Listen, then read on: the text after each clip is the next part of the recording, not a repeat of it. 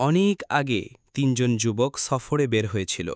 রাতে আশ্রয়ের জন্য তারা একটি গুহায় ঢুকল। হঠাৎ পাহাড় থেকে একটি বিশাল পাথর গড়িয়ে এসে গুহার দরজা আটকে দিল। তারা ভেতরে বন্দী হয়ে গেল। তখন তারা বলল, চল আমরা নিজেদের নেক আমল মনে করে আল্লাহর কাছে দোয়া করি। প্রথমজন বলল, হে আল্লাহ, আমি সবসময় আমার মা বাবাকে আগে দুধ পান করাতাম। এক রাতে দেরি হয়ে গেল, তারা ঘুমিয়ে পড়লেন। আমি সারা রাত দুধ হাতে দাঁড়িয়ে থাকলাম। ভোরে তারা জেগে উঠলে দুধ দিলাম। যদি এই কাজ তুমি গ্রহণ করে থাকো তবে আমাদের মুক্তি দাও। তখন পাথর একটু সরে গেল।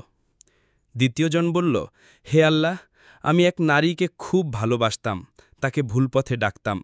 একদিন সে আমার কাছে সাহায্য চাইল, আমি তাকে অর্থ দিলাম, কিন্তু খারাপ কাজে গেলে সে বলল আল্লাহকে ভয় করো। তখন আমি ভয়ে সরে গেলাম। যদি এটা তুমি গ্রহণ করো তবে মুক্তি দাও। তখন পাথর আরও সরে গেল। তৃতীয়জন বলল, হে আল্লাহ, এক শ্রমিক আমার কাছে কাজ করেছিল, কিন্তু মজুরি না নিয়ে চলে গেল। আমি তার মজুরি দিয়ে ব্যবসা করলাম।